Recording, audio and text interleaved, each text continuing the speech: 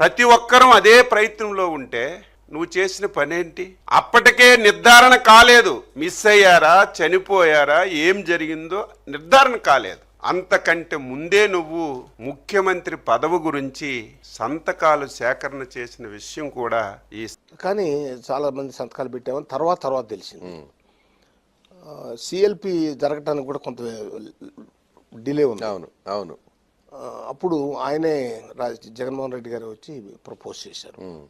ఆయన ఈ అవకాశం నాకు రావాల్సింది అంటే ఆయన ఈక్వేషన్స్, ఆయన ఎనాలిసిస్ వేరు. ఇందిరాగాంధీ మరణిస్తే రాజీవ్ గాంధీ రాలేదా, అట్లాగే ఆయన కొన్ని ఆయన ఈక్వేషన్స్ ఆయనతో ఉండి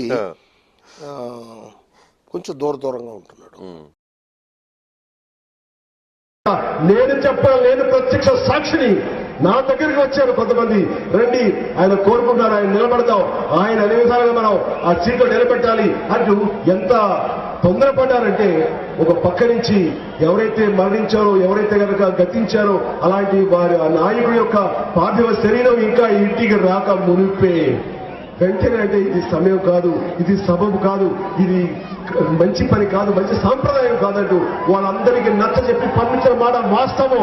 దీనికి సాక్ష్యాలు అక్కడ నేనే నీళ్ళతో సాక్ష్యాలు చెప్తున్నాను. ఇది ఎవరు కాదలేదు సత్యం. ఇది బాగా ఏడుస్తున్నాం అందరం, ఏడుస్తూ ఇప్పుడు క్యాంప్ ఆఫీసులే కదా డెడ్ బాడీ ఉంది సార్ది. అప్పుడు మేము లోపలికి పోయినాం.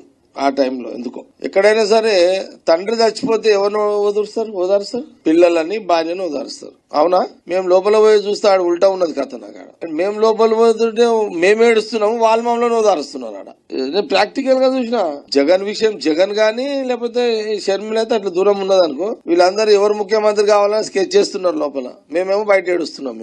నేను స్టన్ అయిపోయినా, అరే ఇదేంది, ఏం జరుగుతుంది లోపల? మేమేమో ఏడ్చుకుంటూ పోతుంటే వాళ్ళు మమ్మల్ని ఓదారుస్తున్నారు. వాళ్ళని వదులుదామని మేము పోతే ఉల్టా జరుగుతుంది లోపల. అంటే రాజశేఖర రెడ్డి గారి మీద అభిమానము మాలాంటి వాళ్ళకు ఉంది కానీ మీ ఫ్యామిలీకి లేదు.